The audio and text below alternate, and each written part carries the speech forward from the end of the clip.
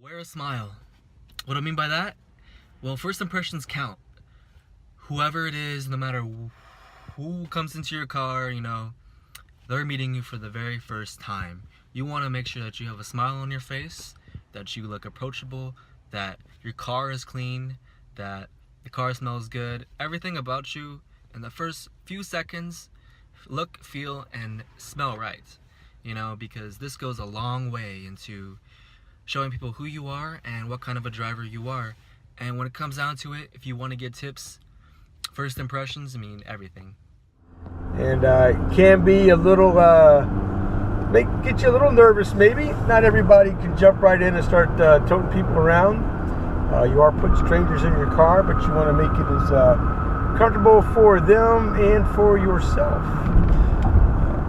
One of the things you want to start off with, obviously, is a nice clean car inside and out.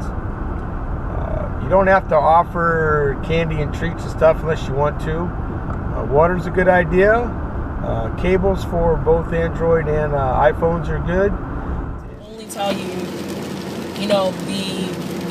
the exact location and what they think is the best way. And I've also found that Apple Maps is sucktastic when it comes to being able to give you detours that don't include the highway. So if you want to get somewhere without having to use the highway, sometimes not using the highway is the easiest way to get someplace, but yet it will try always to put you on the highway. So it's best to ask the passenger to give you the best routes to get where you're going. I mean, you still have to put the information into your the GPS location for Lyft so they can know where you are and be able to charge for your ride. But in the meantime, always see if the passenger knows the better route, because if you don't ask them, which I've did that once where my GPS was acting funny and the person actually took this route quite often, I should have just asked that person to tell me the best way to get in whatever car, white car, black car, wherever, I have my hazards on, and let them know that. The next thing is going to be super huge, and I found this to be something that I learned through trial and error and that I want to prevent you guys from dealing with. And it's sometimes the GPS is wrong. And what I mean by that is, I drew this small picture. I don't know if you can get a look at that.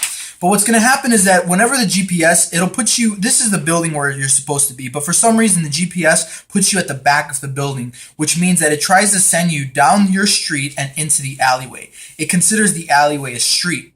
And so it'll kind of go in here and then it'll move over to the alleyway, and then it'll say you've arrived at your destination, when in reality they're walking out of their front door onto this main street, which in this case is Mayfield. So when you're walking out this way, you're like, oh, I'm here. Well, you're in the alley. And they're waiting in front. So sometimes you have to swing around, and it's this big hot mess just to try to get around back, because then this street might be one way going the opposite way. So this is something that I've encountered several times.